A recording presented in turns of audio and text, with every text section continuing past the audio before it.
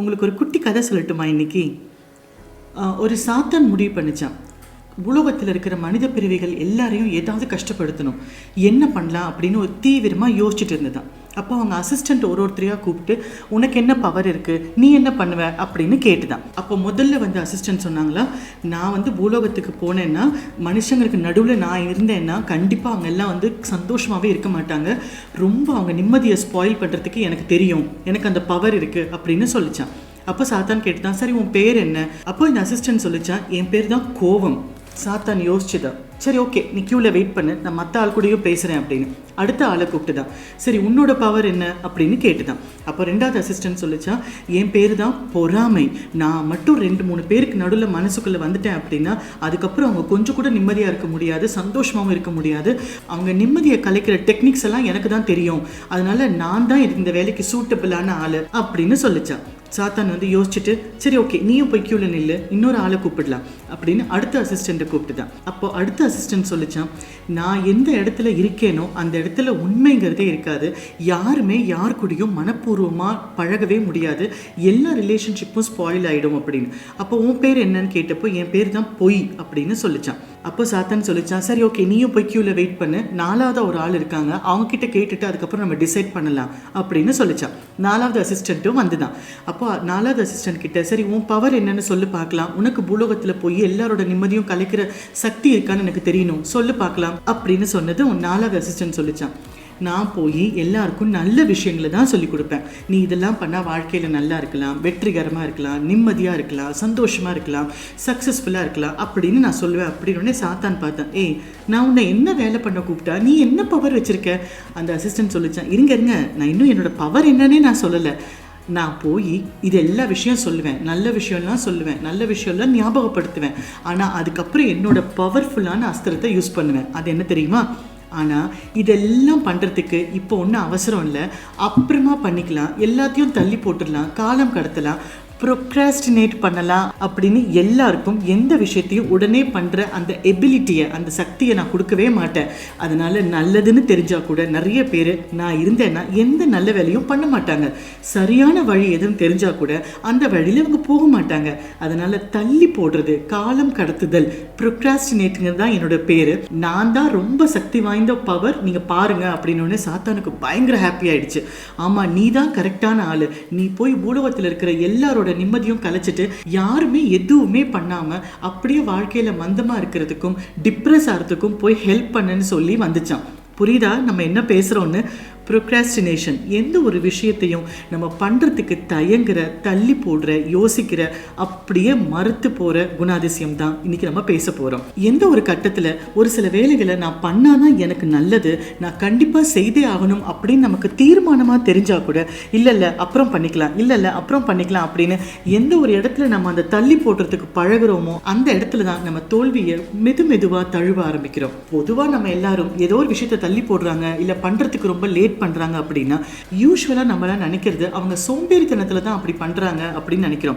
சோம்பேறித்தனம், time management இதெல்லாம் ஒரு பக்கம் இருந்தாலும் சைக்காலஜியில் பொறுத்த வரைக்கும் ப்ரொக்ராஸ்டினேஷன் அப்படிங்கிறது நாங்கள் ஒரு கோப்பிங் மெக்கானிசமாக பார்க்குறோம். கோப்பிங் மெக்கானிசம் அப்படின்னா ஒரு டாஸ்க் இருக்குது, ஒரு வேலை இருக்குது அப்படின்னா அந்த வேலையோட தொடர்புடைய நெகட்டிவான இம்பேக்டோ இல்லைனா நெகட்டிவான மெமரியவோ அவாய்ட் பண்ணுறதுக்காக மட்டுமே நிறைய பேர் இன்னைக்கு நம்மளையும் அறியாமல் அன்கான்ஷியஸாக நம்ம ப்ரொக்ராஸ்டினேட் பண்ணிட்டு இருக்கோம் அப்படிங்கிறதும் ஒரு உண்மைதான். ஸோ சைக்காலஜி பொறுத்த வரைக்கும் ப்ரொக்ராஸ்டினேஷன் அப்படிங்கிறது ஒரு கோப்பிங் மெக்கானிசமாக கூட இருக்கலாம், ஆனால் அதுவே நமக்கு சில சமயங்களில் வெற்றியை நோக்கி போக விடாமல் தடுக்கிற விதமாகவும் இருக்கலாம் அப்படின்னு சொல்கிறோம். ஸோ எந்தெந்த காரணங்களால் நம்ம யூஸ்வலாக ப்ரொக்ராஸ்டினேட் பண்ணுறோம் அப்படிங்கிறத நம்ம கண்டுபிடிக்கும் போது கண்டிப்பாக நம்மளால் என்ன வேலை பண்ணணும்னு நம்ம நினைக்கிறோமோ அதை ஓரளவுக்கு நம்மளால் தொடங்கவாவது முடியும். முதல்ல ரொம்ப எளிமையாக சொல்லணும் அப்படின்னா டிஸ்ட்ராக்ஷன். நம்மளை சுற்றி இருக்கிற சோஷியல் மீடியா, நம்மளை சுற்றி இருக்கிற என்வாயன்மெண்ட், இதுலேருந்து வர நெகட்டிவ் இம்பேக்ட்ஸ் இதெல்லாம் நம்மளை ரொம்ப டிஸ்ட்ராக்ட் பண்ணுது, நம்மளுடைய கவனம் சிதறுது அப்படிங்கிறது மறுக்க முடியாத உண்மை. ரெண்டாவது ஃபியர் ஆஃப் ஃபெயிலியர். நம்மளோட பாஸ்ட் எக்ஸ்பீரியன்ஸில் நம்ம செய்த தவறுகள் இல்லைனா நெகட்டிவ் கிரிட்டிசிசம், இல்லை நம்ம திரும்ப கண்டிப்பாக தவறு பண்ணிடுவோம் அப்படிங்கிற ஒரு பயம்.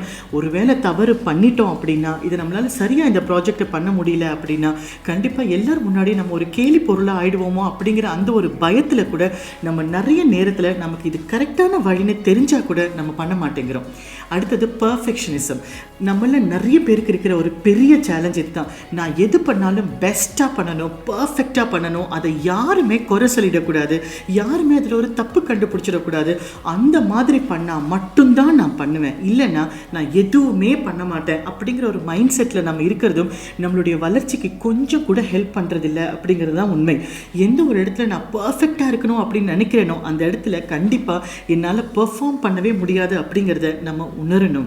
அடுத்தது, இந்த விஷயம் நம்ம பண்ணுறதுனாலையோ இல்லை இந்த விஷயத்தை நம்ம கம்ப்ளீட் பண்ணுறதுனாலையோ எனக்கு பெருசாக அதனால் பயன், ரிவார்டு ஒன்றுமே கிடைக்க போகிறதில்ல அப்படிங்கிறதும் அந்த ஒரு லேக் ஆஃப் மோட்டிவேஷனுக்கு ஒரு காரணமாக இருக்கலாம். அதனால நமக்கு பெருசாக ரிவார்டோ இல்லை பரிசோ இல்லை, இதனால் ஒரு யூஸும் பெருசாக இல்லை அப்படிங்கிற ஒரு பிலீஃப்னால கூட நம்மளால் எடுத்த வேலையை உடனே பண்ண முடியாமல் போகிறதுக்கு ஒரு காரணமாக இருக்கலாம்.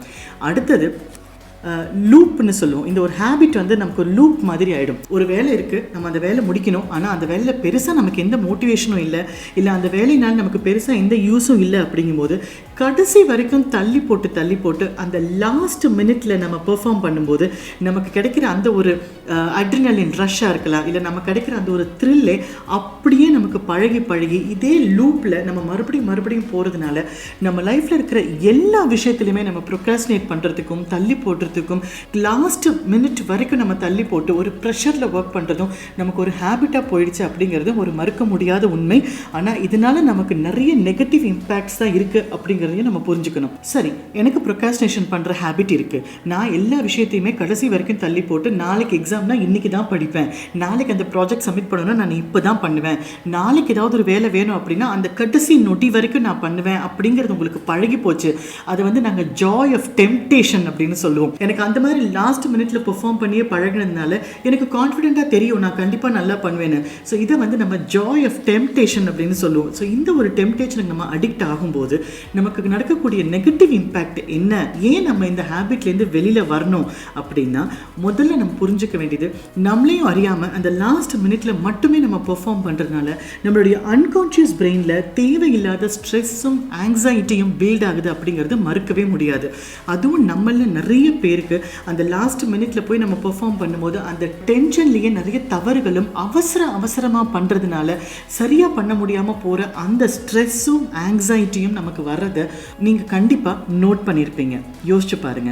அடுத்தது, இந்த மாதிரி நம்ம கடைசி நொடியில் பண்ணுறதுனாலையும் நிறைய முக்கியமான வேலைகளில் ஆத்மார்த்தமாக முழு மனசோட பண்ணாததுனாலையும் நம்ம மேலேயே நமக்கு ஒரு செல்ஃப் எஸ்டீமோ இல்லைனா ஒரு செல்ஃப் ரெஸ்பெக்டோ குறைஞ்சு போகிறத நம்மளால் கண்டிப்பாக கவனிக்க முடியும். நம்ம பங்க்சுவலாக இல்லை, சோம்பேறித்தனம் இருக்குது, லாஸ்ட் மினிட்ல ஏதாவது ஒரு காரணம் கண்டுபிடிச்சிட்டே இருக்கோம் அப்படிங்கிற விஷயங்கள் பழக நம்மளுடைய கான்ஃபிடென்ஸும் நம்மளுடைய சுயமரியாதையும் கண்டிப்பாக குறையிறத உங்களால் நோட் பண்ண முடியும்.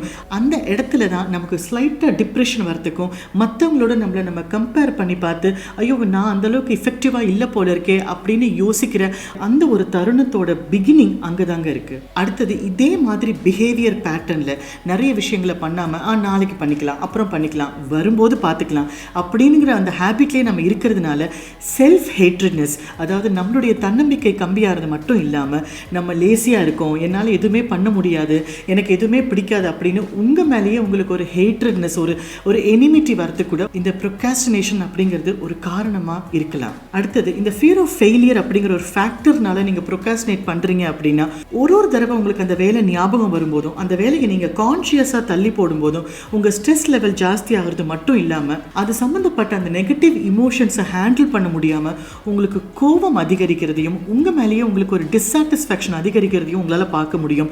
இதை தான் நாங்கள் இமோஷனல் இம்பேலன்ஸ் அப்படின்னு சொல்கிறோம். அப்போ ஒரு தடவை ஒரு ப்ராஜெக்ட் கம்ப்ளீட் பண்ணும்போதோ இல்லைனா ஏதாவது ஒரு முக்கியமான வேலை பண்ணும்போதோ நீங்கள் கோவப்படுறதையோ இல்லைனா ஒரு ரொம்ப அசௌகரியமாக ஃபீல் பண்ணுறதையோ உங்களாலேயே நோட்டீஸ் பண்ண முடியும். அடுத்தது, கண்டிப்பாக சில தருணங்களில் நம்ம இந்த மாதிரி லாஸ்ட் மினிட் வரைக்கும் ஒர்க் பண்ணும்போது நமக்கு ஒரு நல்ல ரிசல்ட் கிடைச்சிருக்கலாம். ஆனால் அதுவே ஹேபிட் ஆகும்போது உங்களால் நாளடைவில் இந்த ஒரு விஷயத்தை கவனிக்க முடியும், உங்களோட குவாலிட்டி வந்து குறைஞ்சிட்டே வரதை கவனிக்க முடியும். ஏன்னா இங்கே அங்கேன்னு 4-5 வேலையை சரி பண்ணி அதை அப்படியே அட்ஜஸ்ட் பண்ணி கொடுக்கறதுமே அதில் மட்டுமே உங்கள் கவனம் இருக்குமே தவிர உண்மையாக உட்காந்து அதுக்கு உண்டான இன்டென்சிட்டியோட ஒர்க் பண்ணி அதுக்கு உண்டான வேலையோ இல்லைனா அதுக்கு உண்டான குவாலிட்டியோ கொண்டு வரணும் அப்படிங்கிறது அந்த ஹேபிட்டே உங்களை விட்டு நாளடைவில் போய் நீங்கள் ஒரு குவிக் ஃபிக்ஸ் மேனேஜராக ஆகிடுவீங்களே தவிர ஆனால் ஆழமாக போய் எந்த ஒரு விஷயத்தையும் கற்றுக்கிறதோ இல்லைனா பெர்ஃபார்ம் பண்ணுறதோ அப்படி நம்மளால முடியாமல் போயிடும். இந்த நெகட்டிவ் காரணங்கள்லாம் இருக்கிறதுனால தான் கண்டிப்பாக இந்த ப்ரொக்ராஸ்டினேஷன் அப்படிங்கிற ஹேபிட்லேருந்து பிஹேவியரல் பேட்டர்ன்லேருந்து நம்ம வெளியில் வர்றது ரொம்ப அவசியமாக இருக்குது. இதுலேருந்து நம்ம எப்படி வெளியில் வர முடியும் அப்படின்னா,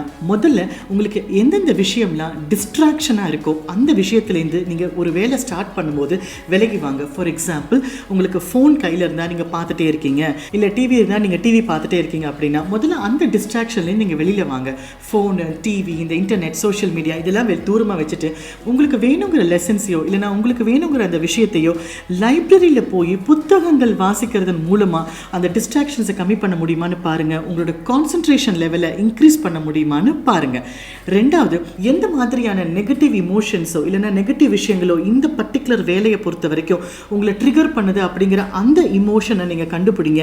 அது ஏன் நீங்கள் ட்ரிகர்டாக ஃபீல் பண்ணுறீங்க, எந்த மாதிரியான நெகட்டிவ் ஸ்டேட்மெண்ட்ஸ் எல்லாம் உங்கள் மைண்டில் வருது அப்படிங்கிறத உணரும் போது, இல்லை இந்த தடவை எனக்கு இந்த நெகட்டிவ் ஸ்டேட்மெண்ட்ஸ் வேண்டாம், நான் கண்டிப்பாக என்னோட முழுமையை ஆத்மார்த்தமாக நான் கொடுக்க போகிறேன், அதனால இந்த தடவை ரிசல்ட் கண்டிப்பாக நல்லா தான் இருக்கும், குவாலிட்டியாக தான் இருக்கும் அப்படின்னு உங்களால் உங்களுக்கே ஒரு பாசிட்டிவ் செல்ஃப் டாக்கை கொடுக்க முடியும். அதனால நீங்கள் தள்ளி போடுற ஒரு வேலைக்கு பின்னாடியும் ஏதாவது ஒரு பாசிட்டிவான ஒரு செல்ஃப் டாக்கை அட்டாச் பண்ண முடியுமான்னு பாருங்கள். இதை நீங்கள் கான்ஷியஸாக ப்ராக்டிஸ் பண்ணும்போது கண்டிப்பாக அந்த ஃபியர் ஆஃப் ஃபெயிலியர் அப்படிங்கிறதோ இல்லைனா அந்த தேவையில்லாத ஸ்ட்ரெஸ் அண்ட் ஆங்ஸைட்டியோ இல்லை மற்றவங்களோட உங்களை கம்பேர் பண்ணிக்கிற அந்த ஒரு நெகட்டிவான ஹேபிட்டோ உங்களுக்கு கொஞ்சம் கொஞ்சமாக குறையிறத பார்க்க முடியும். அடுத்தது, நாங்கள் இதை அசைன் பெட்டர் ரிவார்ட் சிஸ்டம் அப்படின்னு சொல்லுவோம். உங்களுக்கு ரொம்ப பிடிச்ச விஷயத்தை நீங்களே ரிவார்டாக ஒரு ப்ரைஸ் மாதிரி உங்களுக்கு சூஸ் பண்ணிக்கோங்க. இந்த ஒரு வேலையை முடிக்கும்போது நான் இந்த ஒரு ரிவார்ட் சிஸ்டமை எனக்கு வச்சுருக்கேன், இந்த ஒரு பர்டிகுலர் டாஸ்க்கை நான் முடிக்கும்போது என்னையே நான் இந்த மாதிரி அப்ரிஷியேட் பண்ணிப்பேன் அப்படின்னு உங்களுக்கே நீங்கள் ஒரு பெட்டர் ரிவார்ட் சிஸ்டமை கண்டுபிடிங்க. அந்த மாதிரி நம்ம ஒரு ரிவார்ட் சிஸ்டம் கண்டுபிடிக்கும் போது நம்ம கண்டிப்பாக நிறைய விஷயங்கள் நம்ம சாதிக்கணும், கற்றுக்கணும், குவாலிட்டியாக நம்ம ஒரு பெர்ஃபார்மன்ஸ் பண்ணணும் அப்படிங்கிறத நம்மளால் ப்ராக்டிஸ்க்கு கொண்டு வர முடியும். அடுத்தது, நீங்க ஒரு லட்சியம் வச்சிருக்கீங்க, அந்த லட்சியத்துல நீங்க கண்டிப்பா ஜெயிக்கணும் அப்படின்னா ரொம்ப முக்கியமான ஒரு விஷயம் self regulation, self discipline.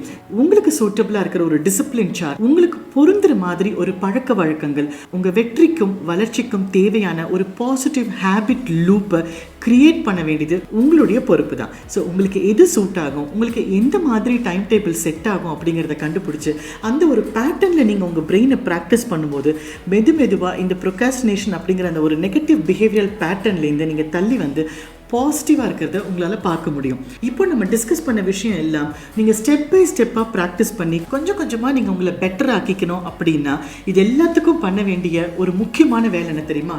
Task initiation அப்படின்னு சொல்லுவோம். அதாவது ஒரு வேலையை ஆரம்பிக்கிறது, தொடங்குற அந்த வினாடி அது ரொம்ப முக்கியமான ப்ராக்டிஸ். அதுக்கு ஜாப்பனீஸில் ஒரு பியூட்டிஃபுல் டெக்னிக் இருக்குங்க, அதுக்கு பேர் தான் கைசன்.